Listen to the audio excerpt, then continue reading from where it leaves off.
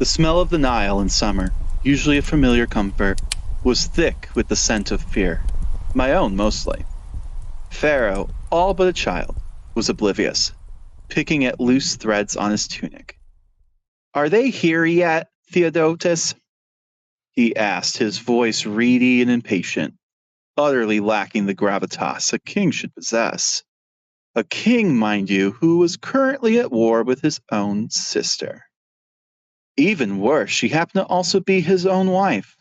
She was older, more charismatic, certainly wilier than this simple boy, and she had a mind of her own. Troublesome. "Soon, your majesty," I lied, or at least stretched the truth until it hummed like a plucked bowstring. The legions of Rome, or what was left of them after Pompey's disastrous flight, were supposed to be our salvation. Or our damnation. It was hard to tell the difference these days. Cleopatra, may the gods curse her painted smile, had been making alliances, charming her way into Caesar's apartments, even as we squabbled over the throne of Egypt like two street urchins over a discarded fig. I glanced at the boy king. His eyes, dark and wide, held no malice, only a child's simple desire to win, to have his way. He didn't understand the stakes. He couldn't grasp the political currents, the shifting loyalties, the cold, calculating ambition of a sister who would just as soon see him dead as share a plate of dates. My own youth, spent during the whispers of and the knives of the court, felt a lifetime ago. A eunuch's life is one of service, of quiet influence, a constant tightrope walk between power and oblivion. I had seen pharaohs rise and fall, seen alliances forged and shattered like clay pots. And now here I was, advising a child in a war he couldn't possibly comprehend, against a woman who understood power better than any man I had ever known. He was a pawn, just like me, just like Egypt itself. And as the distant murmur of approaching boots grew louder, I wondered if we were about to be swept off the board entirely. I'm Brandon. And I'm Courtney, and welcome to the Time Travelers Club. Imagine, if you will, the weight of an ancient crown settling upon young shoulders, the echoes of a father's last wish still hanging in the air. This was the dramatic scene that unfolded for Cleopatra VII, the last time that we met.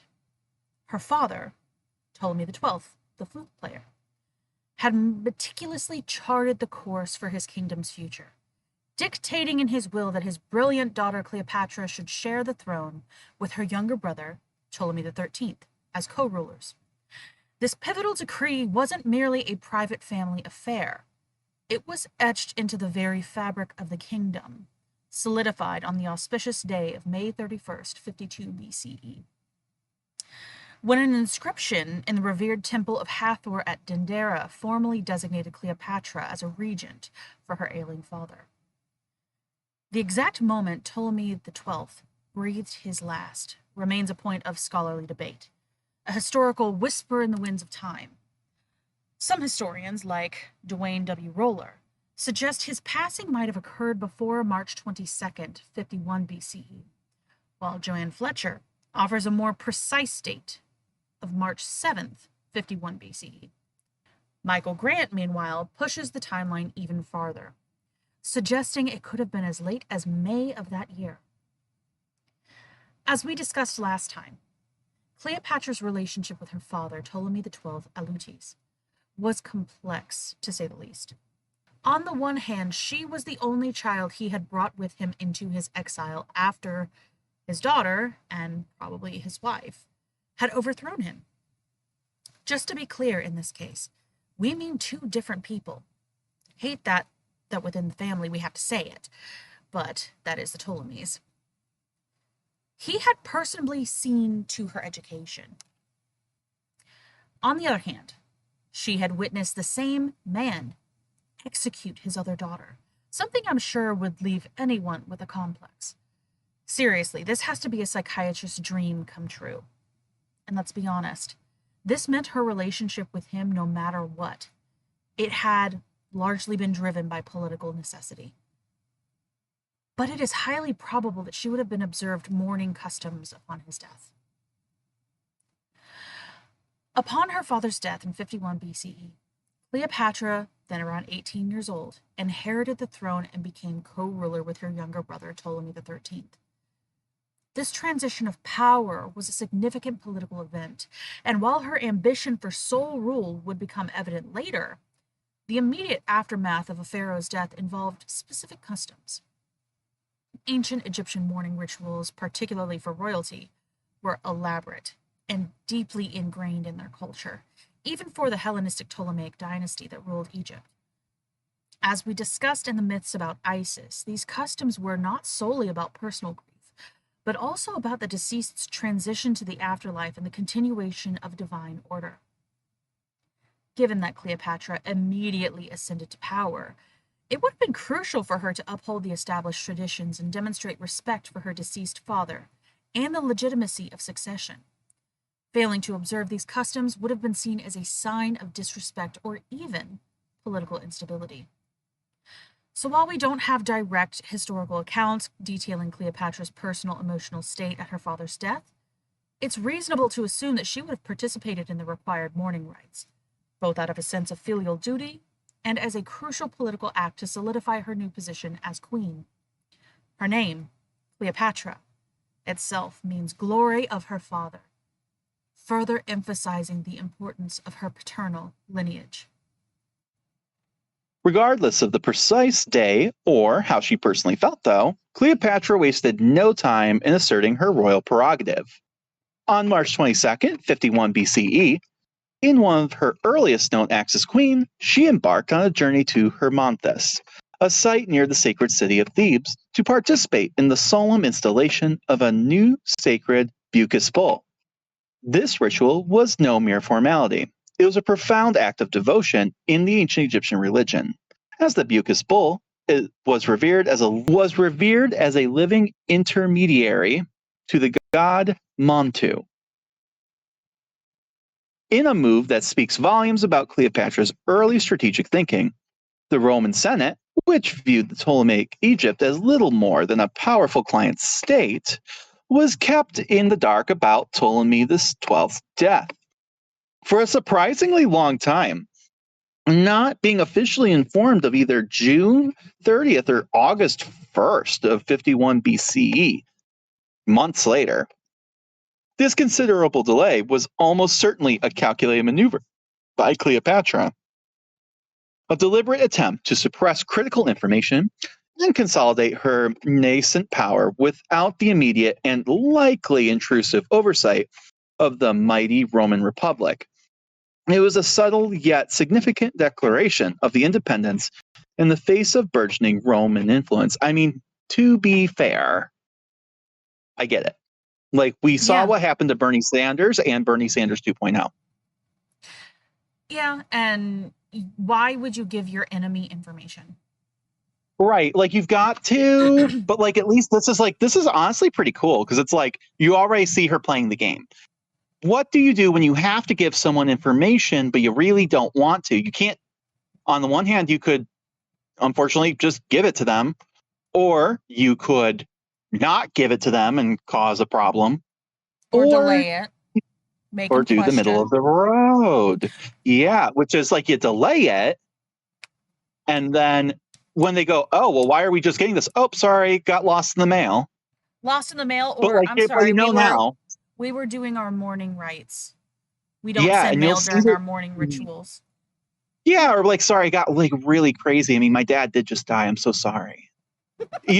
Like, and you see this later too, like when like we're, without getting too many spoilers, like she'll be like, sorry, in the middle of a famine, sorry, in the middle of a drought. And that's true, it's happening. But like, you're like, also like, babes, you could have sent the letter.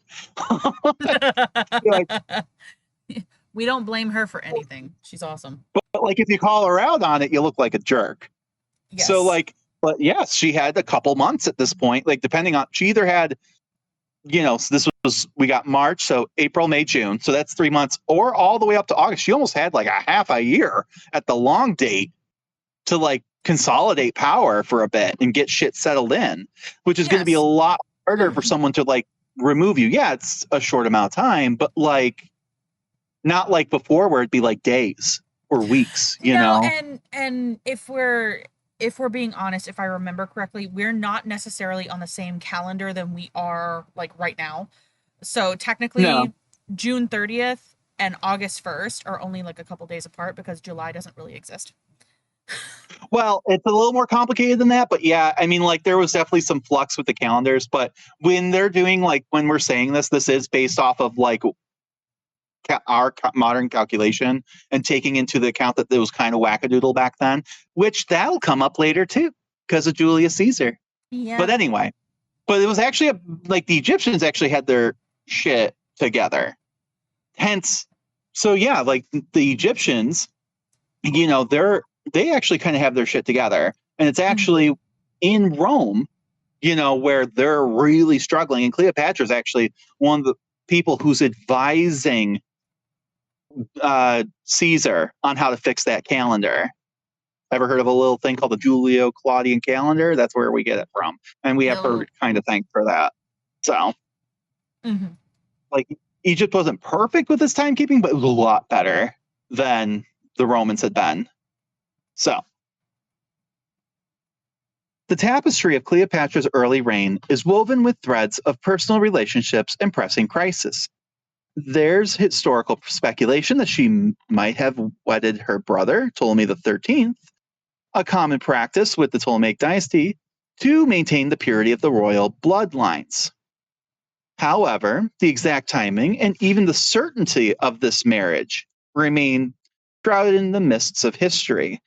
What is undeniably clear, though, is the swift shift in the political landscape. So essentially, like, we all hear that she marries her brother, right? Mm-hmm. There are some arguments that technically no, she was a regent or like a co-queen, like ruler situation. Like, and you do see this weird in this time period, where you have like two kings or like two emperors or like whatever, right? And there was like talk in a book I was reading about like that under the idea that she was wedded to him, but like it wasn't meant to like actually produce anything. It was more that like so she could get a grip on power and do what she needed to do, because her dad knew that there would be no legitimacy if she were to try and do it on her own. Like, people are pigs. They can't accept that there's just a lady ruler. Granted, I kind of raise an eyebrow because like we know that Bernie Sanders 2.0 and her mom had no problem. I mean, yeah, they wanted her to get married eventually, but like she was pushing that off for a while. But like the point is that he was trying to make a smooth transition, and in his head, this is how you do it. That's one way to look at this. But well, yeah, and it's holding on to traditions versus allowing something new. Yeah, it's like it's just weird. It's like I think that like like the common consensus, and it's not wrong. It's just technically there's not 100% proof on it. Is that it's assumed, but like that she was married to him. So by August 29th, 51 BCE, a mere few months after her ascension, official documents began to conspicuously list Cleopatra as the sole ruler. This effectively sidelined her brother and signaled her forceful rejection of their shared authority. So if this was a marriage, it wasn't going well. No.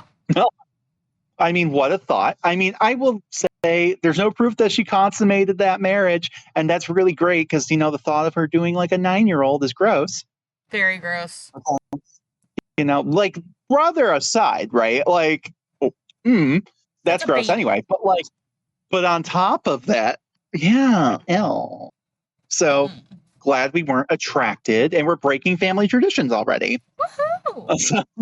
Yeah. So this was a bold assertion of her will, though. A clear declaration that she intended to reign supreme. Yet, The throne was far from a comfortable seat. Cleopatra immediately found herself confronted by a deluge of urgent issues and existential emergencies. For example, the lifeblood of Egypt, the Nile, had delivered tragically low levels of floods, leading to widespread food shortages and devastating famine that gripped the land, which I can't imagine's good for your popularity, right? Because this is a time period No. where we blame that on gods, like And in if their you're not in the gods' favor, they're gonna send a famine or a drought. so Yeah. yeah. I mean, we kind of still do it today. Not like we don't say gods, but like say we have a lot of like natural disasters and stuff. It's like clearly the government, it's something government, their fault somehow. Like, No, I and mean, it's with silly. one reason it is, but like, Yeah. but like, I mean, you have to think like up until very recently in history, it was like, oh, something happens, must be God is mad at us, or Allah is mad at us, No, or absolutely. And God's. all I can think of, do you know what British the British tradition of wassailing is? Oh, I do. I think God, I know. I've heard of it. Yeah. You didn't wassail hard enough. And now we're Oh, it's like she's got to spin this real quick. Like I no that like they were mad that I was with my brother. That's why, not that I need to do them because like you could paint it either way. Absolutely. You're like, oh, well, you didn't We need screw more your spin 9-year-old. doctors. You didn't have sex with your 9-year-old little brother. So God's mad. Gods are big mad. God. So you've got that. So it's not just a famine. It's Mm-hmm. not just a drought or flooding. It's also a PR problem too. It is. Even if you're handling it well, their thoughts like it wouldn't have ever happened in the first place. You must have done something or someone must have done something to piss somebody off. So, Mm-hmm. as if nature's wrath weren't enough, the kingdom was also plagued by relentless assaults of armed brigands, Well, that's never because good. that's what you need. Yeah. And they were preying on a populace already weakened by hunger. Hmm. Ugh. Yeah, not going great. So, another significant headache came in the form of the Gabiniani. Now, these were those, we talked about them a little last time. These were those now unemployed, largely assimilated, and predominantly Germanic and Gallic Roman soldiers who had been left behind by Aulus Gabinus to garrison Egypt after he had restored Ptolemy XII to power and ousted his rival daughter, Bernie 2.0. Their lawless behavior and rampant indiscipline posed a serious threat to stability. So, despite these overwhelming challenges, Cleopatra demonstrated an astonishing acumen for financial administration. With a keen eye for detail and a strategic mind, she meticulously revitalized her kingdom's economic engines, eventually bringing the combined wealth generated from tax revenues and foreign trade to an astounding 12,000 talents a year, which is incredible. This impressive feat surpassed the wealth creation of even some of her more prosperous Ptolemaic predecessors, showcasing her profound understanding of economic governance. However, the shadow of her father's legacy loomed large in another sense: debt. She inherited a colossal financial burden, owing the Roman Republic a staggering 17.5 million drachmas by the time the formidable Julius Caesar set foot in Alexandria in 48 BCE. This immense debt would become a recurring motif, a constant pressure point in her dealings with Rome. The complexities of Cleopatra's early reign were further exacerbated by the ever present shadow of Roman power and the viper's nest of intrigue within her own court.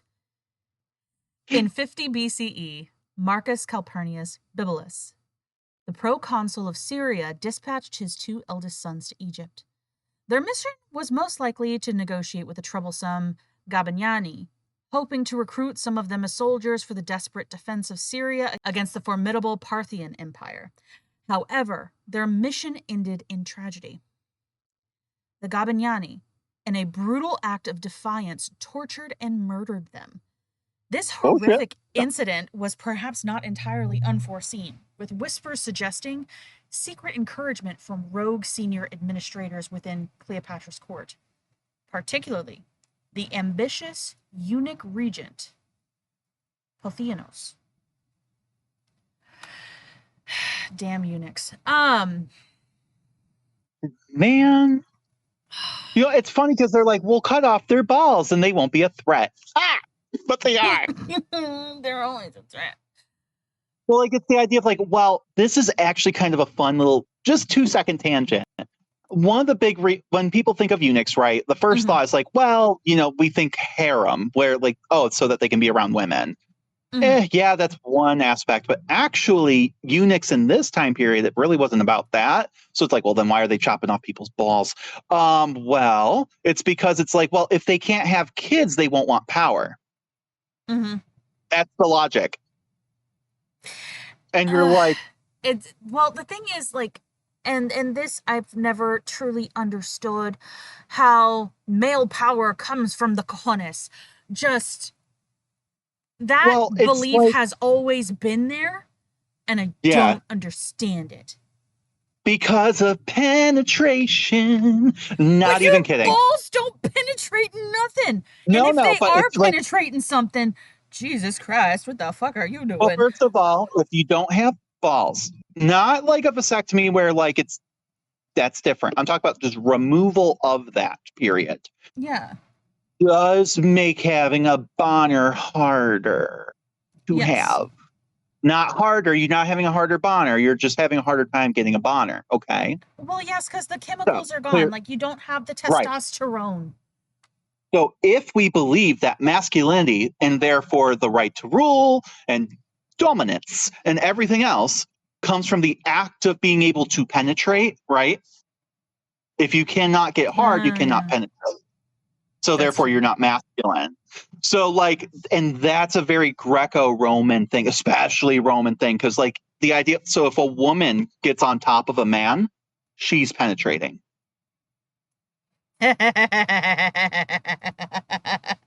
Not even kidding. If you as a man, they are the ones that are just like, it can only be in the missionary position. It comes from, of course, it comes from Rome. Well, and it gets even better. You know, if you like a little head game, girls, you know, bad news for the boys. I guess you're penetrating them. Yes, if you give a woman oral, as a man, you are the penetratee. Therefore, you are the woman in the relationship, and that is unacceptable. I love emasculating men. Because it's not about pleasuring her. And she cannot be in control. You have to be in control. You have to be on top, literally. Right. Because if she's on top of you, right, she's the one in control. If your head's between her thighs, she can hold you there, you know? And and if you're standing, you're literally below her. So again, that's the problem. Like you can do her doggy style, that's fine, you know, but you have to be above her. Otherwise, you are the penetrated. Yep. Okay. Well, I'm getting an education today. Yeah. Welcome to Roman sex ed, guys. All right. So in a move that demonstrated her political shrewdness, the young queen quickly apprehended the Gabiniani culprits and sent them to Bibulus as prisoners, awaiting his judgment. While seemingly a savvy act designed to appease the Romans and assert her authority, Bibulus, for his part, was far from impressed. He summarily sent the prisoners back to her, sternly chastising her for interfering in Roman affairs that he believed should have been handled directly by the Roman Senate. This exchange highlighted the delicate balance of power, with Rome asserting its ultimate authority over its client state. Bibulus, entangled in the unfolding Caesar civil war, later sided with Pompey the Great and was tasked with the crucial mission of preventing Caesar from landing a naval fleet in Greece. His failure in this pivotal task would ultimately allow Julius Caesar to pursue Pompey all the way to Egypt, setting the stage for a dramatic and world-altering encounter. But that's so annoying, right? Because like he's trying to like, if you look at it from her perspective, she's trying to just do the right thing, right? But like ultimately, those guys they're not even really her subjects. These were the leftovers from Rome. So she's like, here's your people back. Please take them. Thank you. Get them out of here. And then they're mad when. Well, right, because of course, they're pretty much mercenaries at this point. Yeah. Like they haven't and so she sends them back, and then they're big mad at her because, of course, these guys are bad news and cause problems. But it's like she would have never had to have sent them back if you had just taken them with you the first time. Yes, and the thing is, like, these guys were coming into her land, right? Her land. She might have been a client state, but still a state. Still has some form of sovereignty, even as tenuous as that grip is. And she's like, all right. These guys are not playing nice.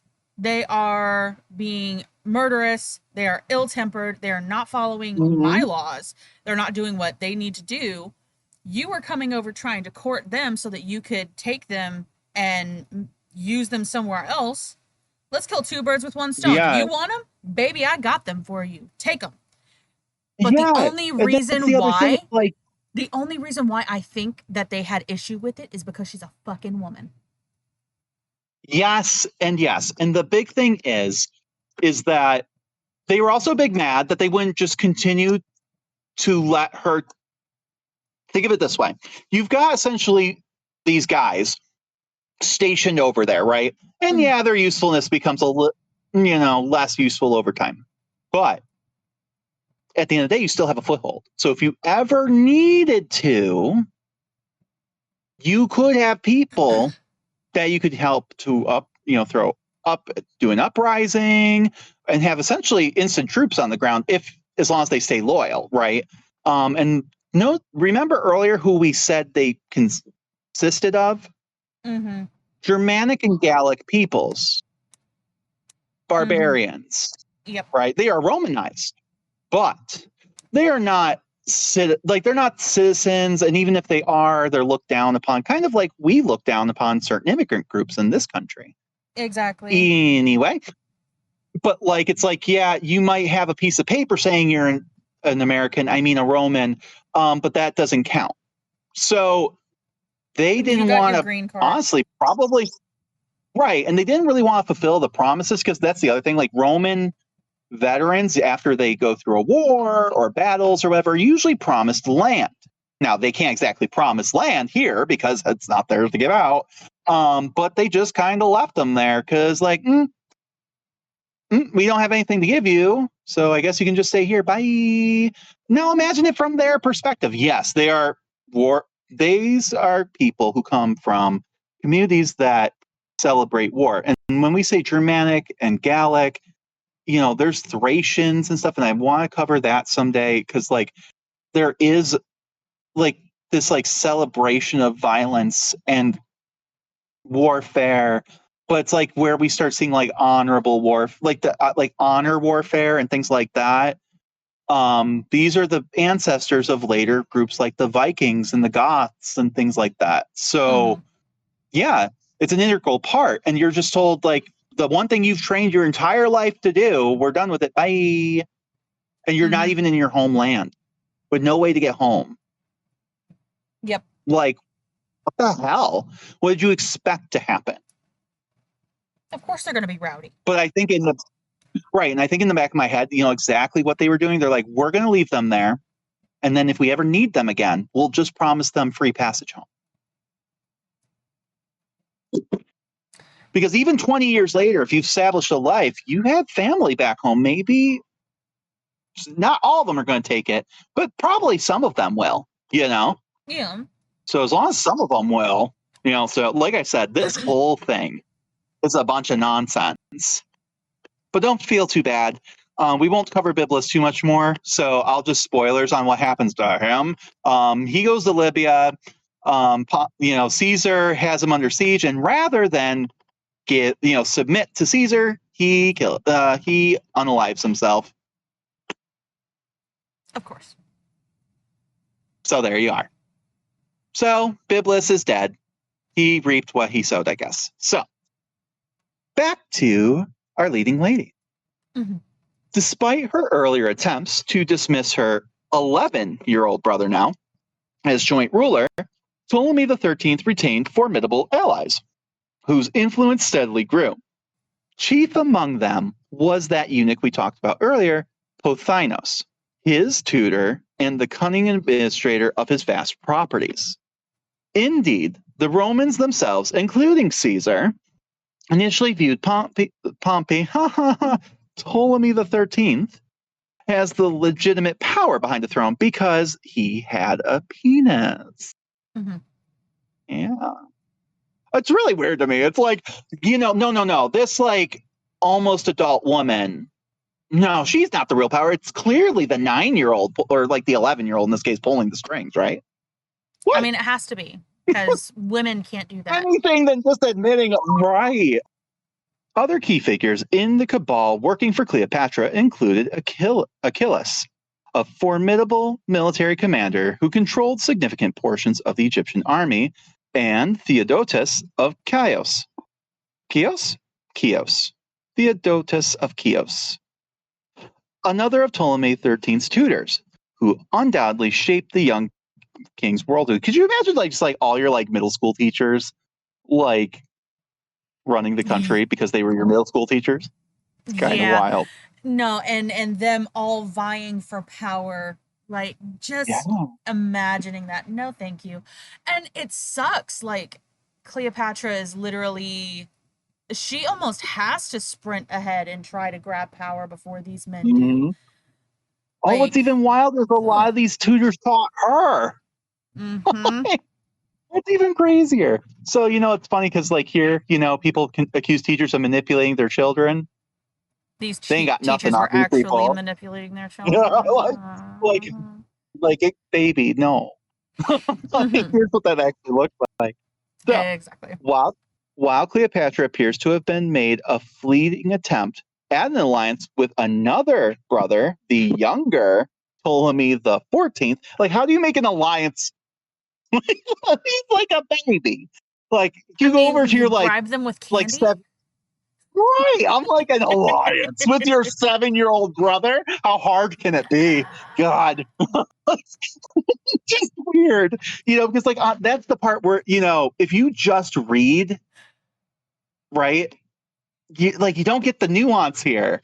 It's just names, and this is why we do this because it's just names on a page if you're reading it that way. But realistically, she's what, 19, maybe 20. I think she's 8. No, I think the numbers are off. I think it's 18. I don't know. The point is, she's is a young adult. To drive. She is a young adult.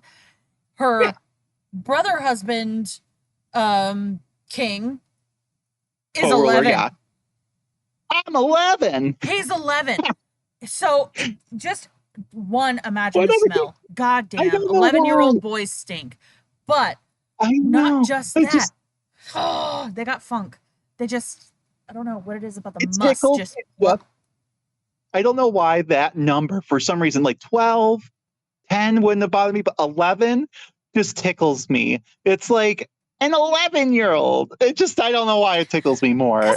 There's another podcast I love called Ancient History Fangirl, and they bring this up a lot. It'll be it was this joke from earlier on their show, and there was this kid who was it's like Cuchulainn, he's a mythic hero from the Irish annals and stuff. And this whole thing was when he was 11, he became king and conquered all these people, and they were I'm 11. I'm oh God. I just see every child king now going up I'm 11, hands on their hips. just superhero pose there. No, and I it's just can't believe it's it. frustrating as hell. Just not only that, but like, so I have 3 kids. I have 3 children, Mhm. and they're all like 2 years apart. I'm imagining if my oldest had that much of an age discrepancy with her younger two Yeah, siblings, and was just like, well, youngest sibling, you want to form an alliance against that one? Like right. it seems so childish, but these had real world consequences, and that is Yes. tragic. That is so Like, you know what's like tragic. wild is like you're not far off because again, like if you don't know ages, I guess you're imagining like I don't know, like all these people. I don't want to say adults, but like there's a mental image of like competency. So it's like Cleopatra was at war with or feuding with her brother, and like then she went to her other brother. But again, you have to remember the numbers, right? If Ptolemy the 13th's younger than her, then Ptolemy the 14th's way younger. And Mm-hmm. like the other thing is like it's not like they're living in different houses and they have to like go to that other person's palace and be allowed entry or something. They're all in the same palace. This is Brady Bunch bullshit. Like she just like she went and made an alliance. No, she went down the hallway. He's like, "Hey, I brought you some figs. Hey, buddy, how you doing?" You want to play that board game Like that you that big old like? meanie brother of yours. Like it's just He weird. said that Like you how smell much like does rotten fish. I'm sorry to tell you. yeah. I mean, like, there was probably like tutors or something, but they all have the same tutor, so I don't even know anymore. I like to think that she just went over to his room, sat down on his little bed while he's playing with his little toys, because this is like a little kid. I Mm-hmm. don't know. Like, even if it was like bam, bam, bam, like they had one kid after the other and they're only a year apart, right? So, like, Ptolemy's 11, Arsinoe's 10, that would mean that at the oldest, this kid's like 9. Yeah. Like, but like it does seem like they're spaced out. So I think this kid's closer to like 6 or 7. So with that all being said, she made an alliance with the 7-year-old, and by October of 50 BC, Ptolemy the 13th, the other child king, had decisively gained the upper hand in their simmering conflict. It's so weird. Like he's like 12. Like how does a 12-year get an upper hand? Like it just feels No. like sibling rivalry with knives. Like it's No, so it's, petty. you know what it is? It is a chess game where Cleopatra and her family and all of the Ptolemies are on the board being Yeah, guided by other pieces. It has nothing to yeah, do with actual power being held. It has everything to do with who's actually wielding them. yeah. And like she's one of those people who just refuses to be wielded. So like Mm-hmm. that's also part of it. Exactly. She's gone from being a piece to the one of the players, and it. But like everyone thinks they're one of the players. But it's Yes. just funny because you got this 12-year-old who's just like throwing a tantrum. He is. Oh, absolutely. But this, Why won't but you this is listen to me? Oh. like like a fact though. This was all a fact, subtly yet powerfully demonstrated by official documents that began listing his name before his sister. So she was originally kind of kicking him off the lists. Now he's got his names on the list. Like it's just again petty. It's like now my name's on it. Haha. I'll This is race you to the dining hall. it's like this is MySpace. See, I wrote my name on it. I peed You on it. don't It's own it. mine. Right. It's just well, it gives me like I think my brother and I went through this as well. When we were dealing Mm-hmm. with our political struggles and wrestles for power. I believe I took because he kept taking one of my favorite Transformers. I'm pretty sure I also wrote my name on it in our struggles for power Absolute struggles and for dominance. power. Right. How dare he take a transformer? Such a Right. such, And such a critical political piece. I think we also did the same thing with like our beds and like rooms, and that's where I had to stop. So like it's Oh my giving this goodness. energy. A little Like bit. A oh little my bit. I god. can see it. So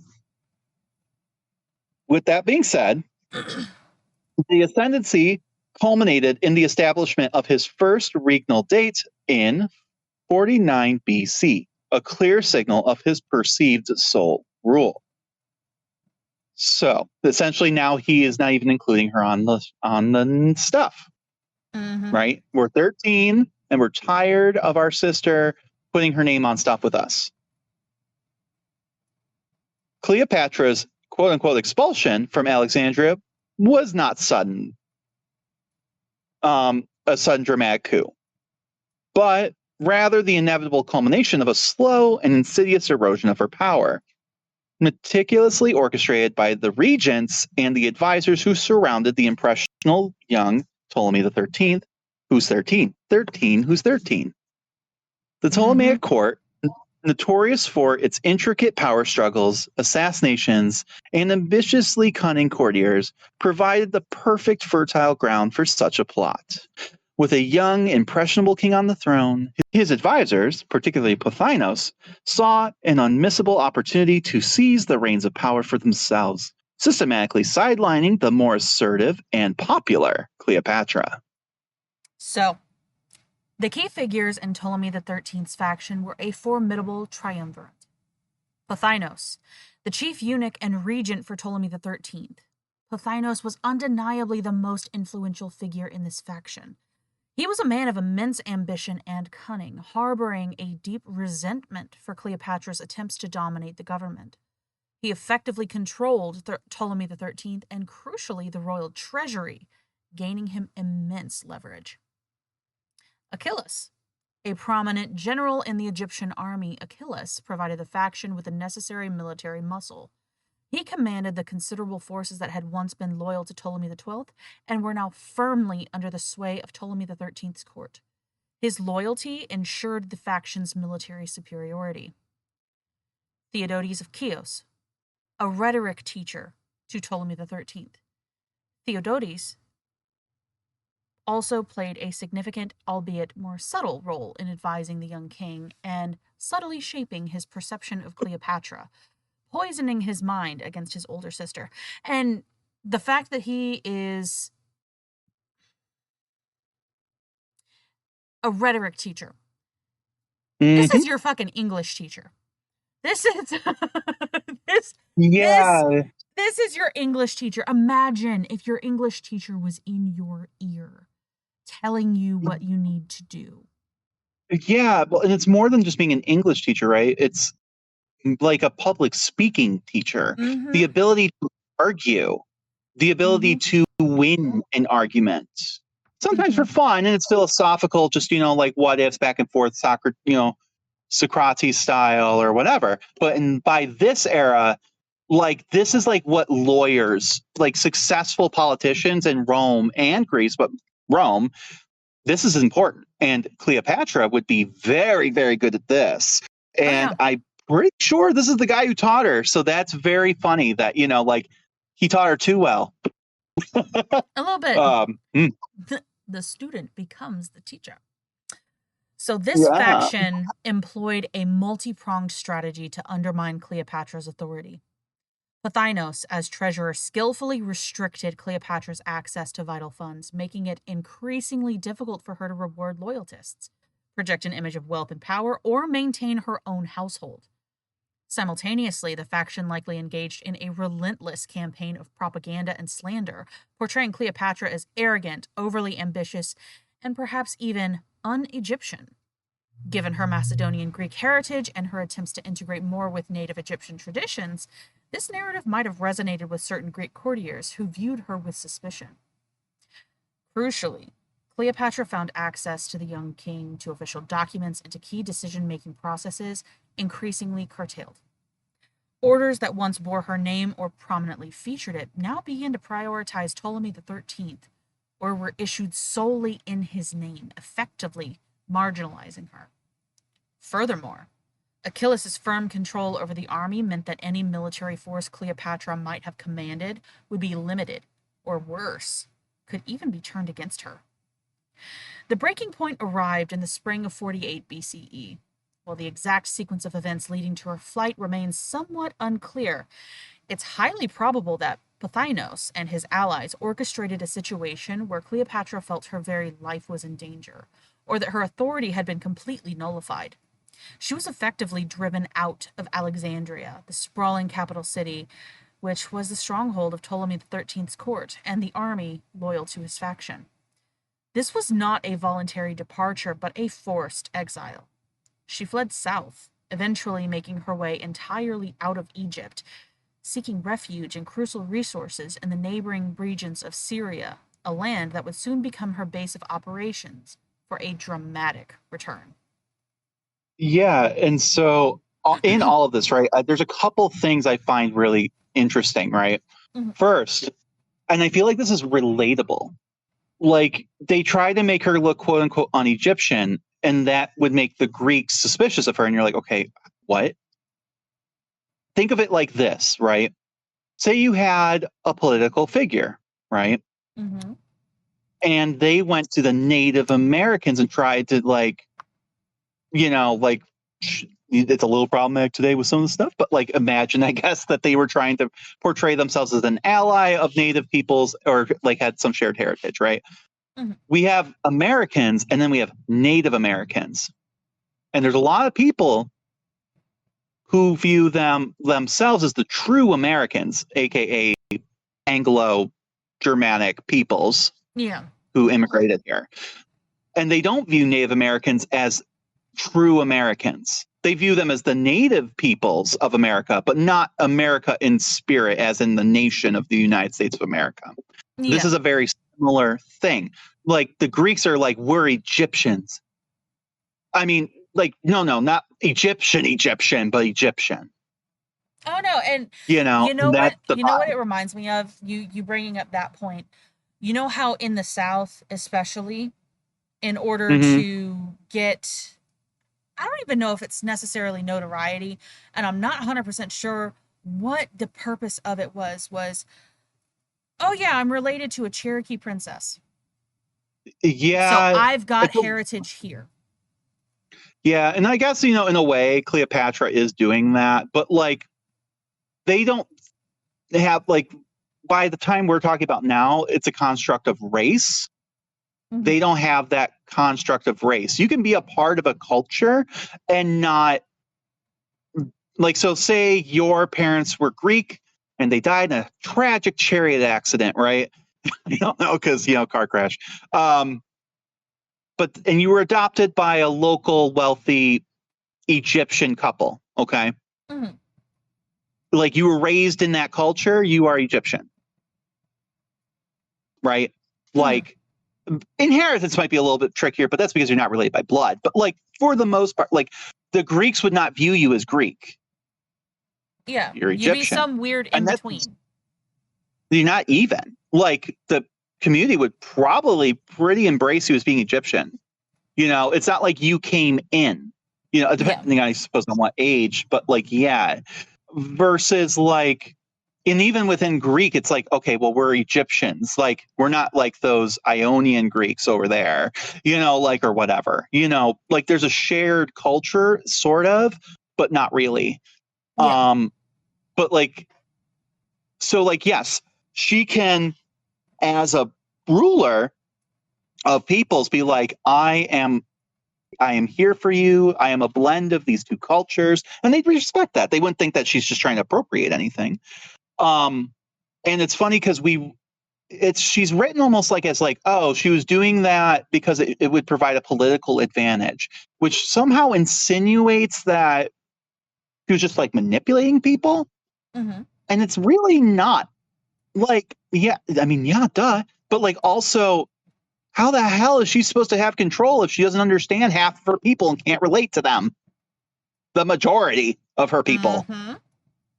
It's like, no, they were butthurt because she's actually taking these people's opinions and giving a crap about the welfare of everyone and not just a select elite few who are still getting very favorable treatment, I might add. But like, they're just greed. They want all of it. And therefore we twist the narrative to make her look like she's being manipulated, even to this day. And I'm like, what would you do in that situation? Would you ignore them? That seems stupid. That does seem You stupid, know? and unfortunately, it seems Like a pattern in patriarchal society. Right. So, Cleopatra, however, as we are learning, was no ordinary queen. She was not one to passively accept or defeat or wallow in exile. Her intelligence, her boundless resourcefulness, and her fierce, unyielding determination are truly the defining hallmarks of her remarkable reign. And never were they more evident than in her response to this profound setback. So, from her place of refuge, Cleopatra immediately set about seeking sanctuary and forging new alliances in Syria, specifically in areas like Ascalon and other client cities. These regions were either within the broader Ptolemaic sphere of influence or at least sympathetic to the legitimate claims of a Ptolemaic client. Because remember last time when we were talking about Bernie 2.0, there were a lot of cousins there, Mm-hmm. you know, that they were getting hitched to, like they're just all distantly related. So like she has family out there. Mm-hmm. So it's not that weird that she actually went out that way. Cleopatra, a master of diplomacy, skillfully leveraged her connections and considerable charm to gather support, laying the groundwork for her triumphant return. Again, when I say her charm, again, I feel like that it's our brains want to take that as like manipulation. No, she was a charming person. Men can be charming people too. And I want to kind of change that narrative. She had charm. That was a talent, you know? Mm-hmm. So, yeah, she convinced them. Her primary strategy for regaining power was audacious and direct. She intended to build an army. While she undoubtedly appealed to any loyal Egyptian garrisons or local leaders who might still remember her as their rightful queen, her core fighting force was primarily composed of Arab mercenaries. Mercenaries, of course, were a common feature of the ancient world's military landscape.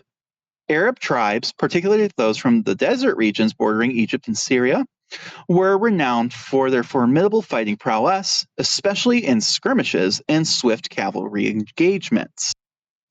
Crucially, they were also less likely to harbor existing loyalties to the entrenched Alexandrian court, and were primarily motivated by money. Pay me, baby. And I get it. Yeah. Honestly, yeah.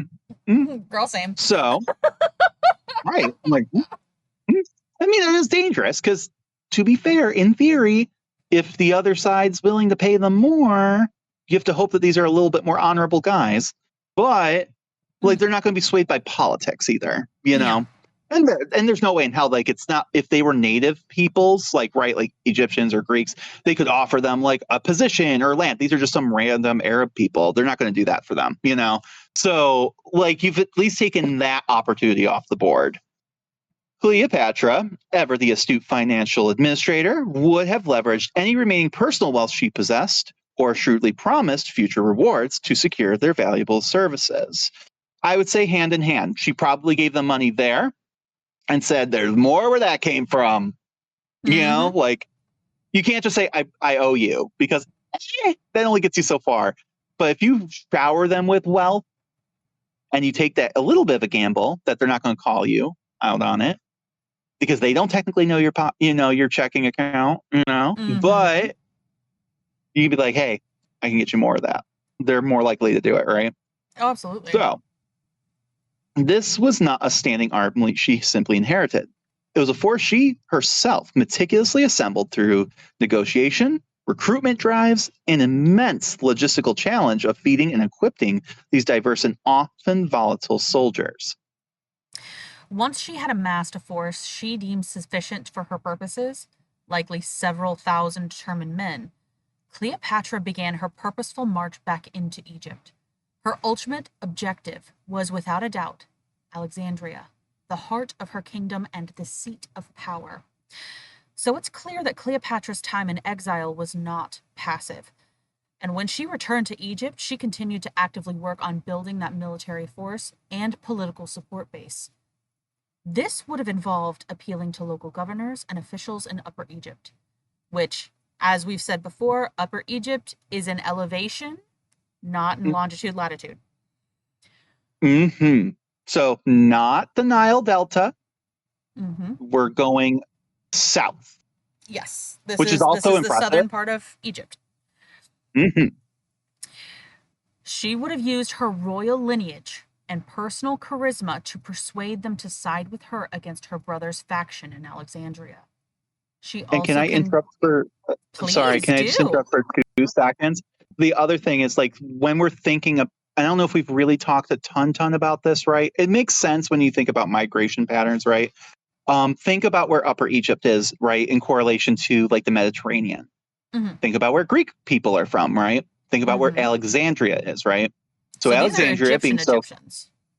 correct, that base, she's been appealing to long before she was ever kind of like forced out, right?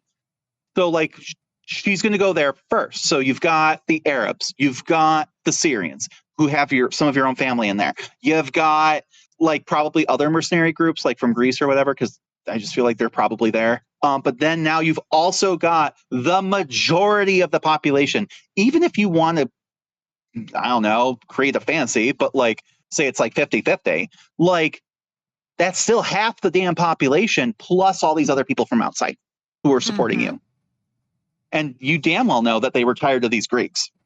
Yeah, damn Oh, well. absolutely. Absolutely. Sure, you And could probably bribe someone, but like it's gonna be less likely because they're like, why take your bribe when I could just kick you out after all the crap you've given all of us? or off with their heads. But there's that too, you know. Um, so she also continued recruiting soldiers.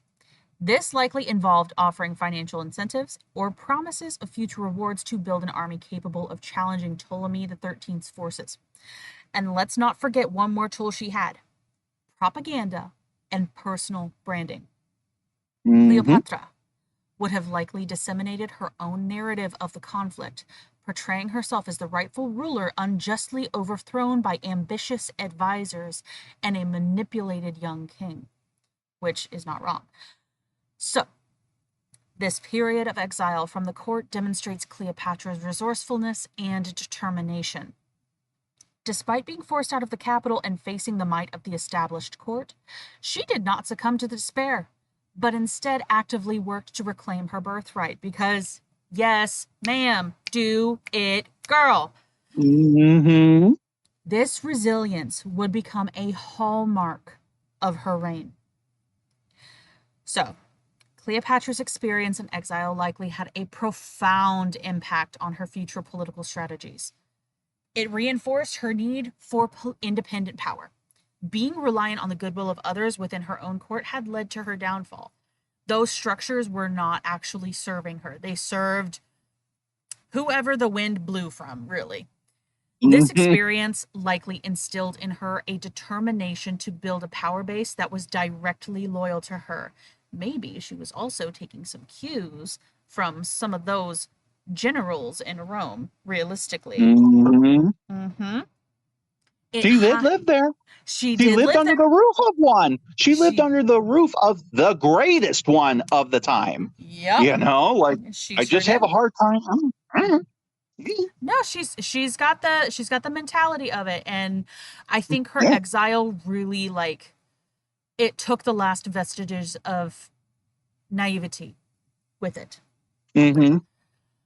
It highlighted the importance of foreign alliances. Seeking support from the Arab tribes demonstrated her willingness to look beyond the traditional power structures of Egypt for assistance.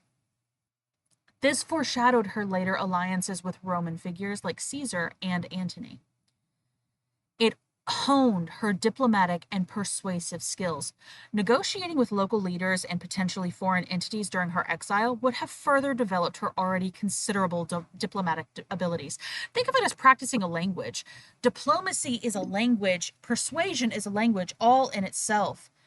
And the more you practice, the more fluent you become. So, absolutely, absolutely, this would have helped her so much. Mm-hmm. And it likely deepened her understanding of Egyptian society beyond Alexandria. Her time in Upper Egypt would have exposed her to the nuances of Egyptian culture and the potential for support outside the Greek elite of the capital.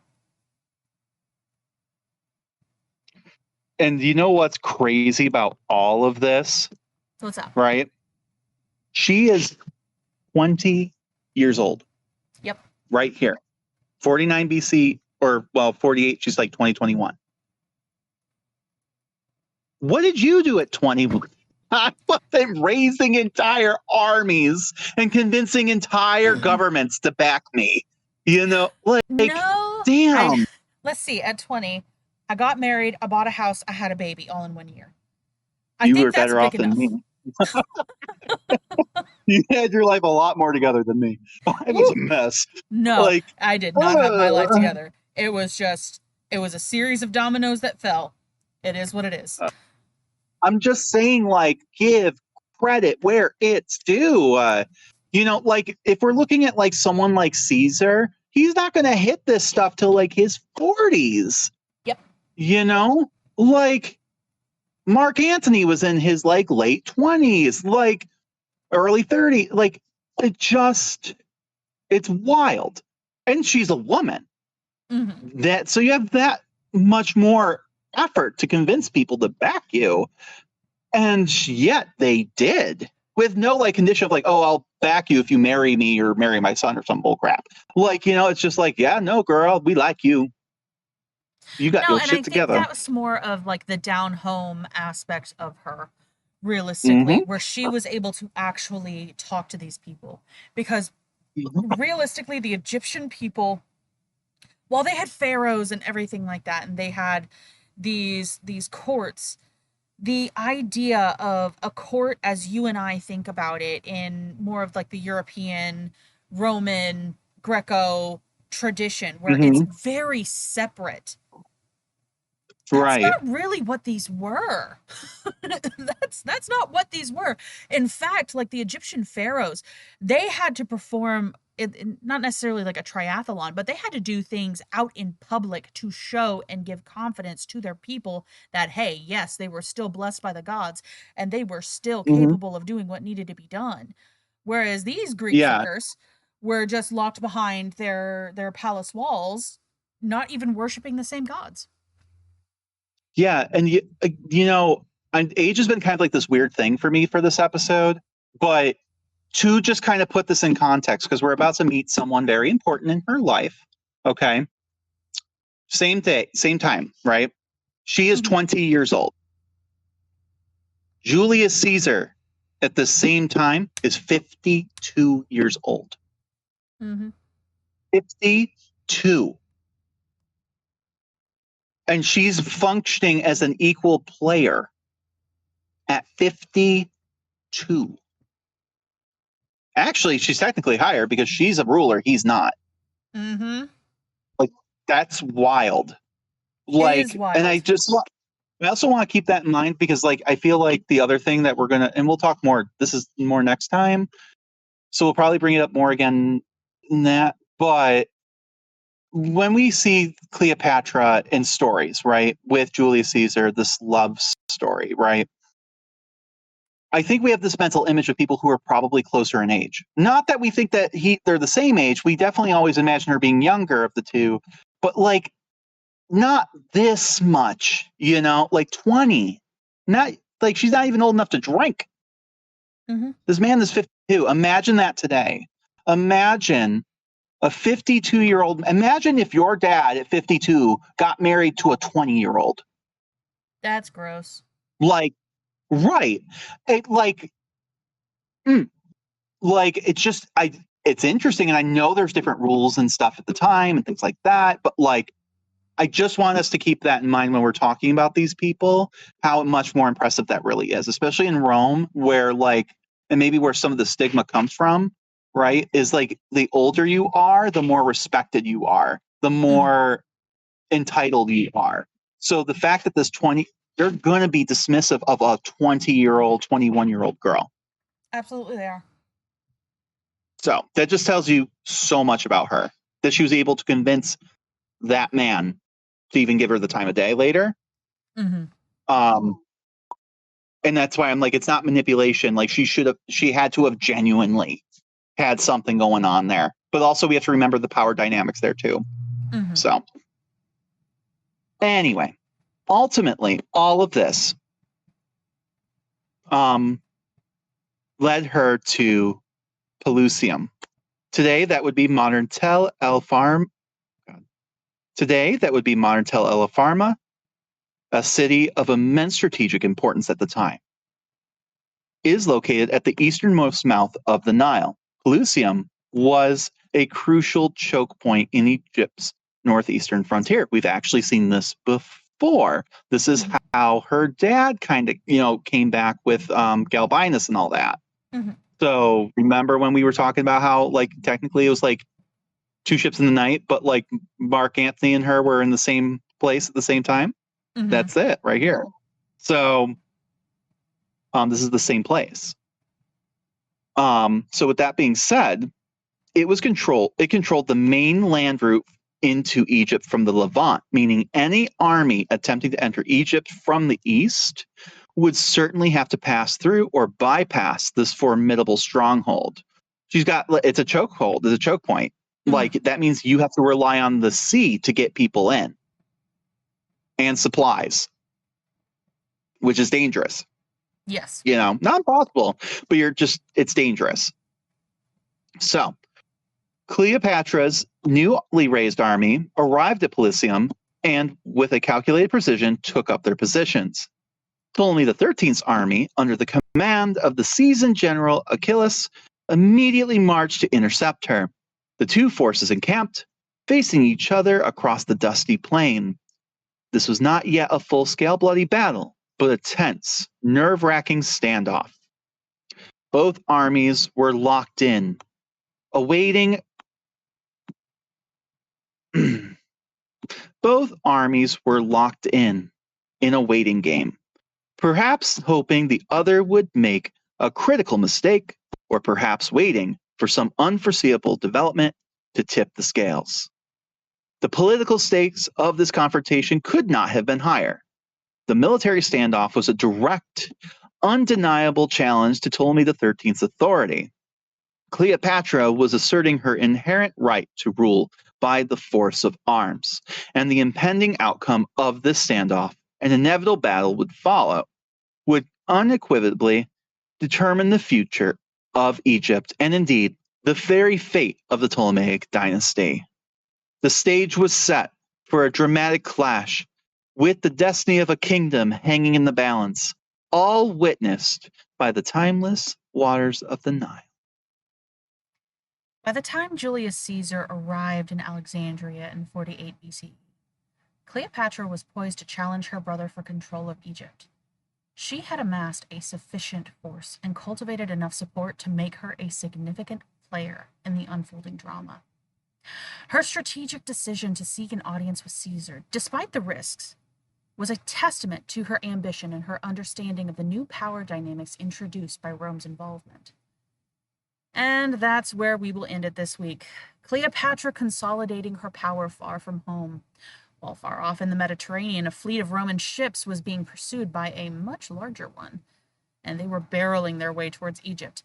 This decision, made under the duress, would go on to change the fate of rulers, nations, and the Western world forever. Next week, we will pick up on one of the most famous encounters of all time and how that led to one of the most legendary romances of all time. All right. If you like what you heard today, please give us a positive review on whatever and all platforms you listen to this podcast on. It goes a long way for us to appease the algorithm gods and get this suggested to others just like you. The more we connect to our fellow history nerds, the more we can build up a community and keep this show going. So wherever you are listening to this, whether it be Spotify, Apple, iHeart, or YouTube, if you like us, take the time to give us a positive review. It goes a long way. Also, we have a Patreon where you can hang out with us and get exclusive content, like video casts where we might try to make some ancient recipes, talk about topics that couldn't fit into the main arcs of the podcast, and just generally being batshit and dumpster fires. All for the price of a latte per month. Research materials and books cost a lot of money, and it takes a lot of time for us to create this show, so anything that you can provide would be a huge help. If you have any ideas, comments, or just want to say hi, you can reach us at the Time Travelers Club podcast at gmail.com. We can't wait to see you again next week, and as always, thanks for listening. Bye for now. Bye, guys.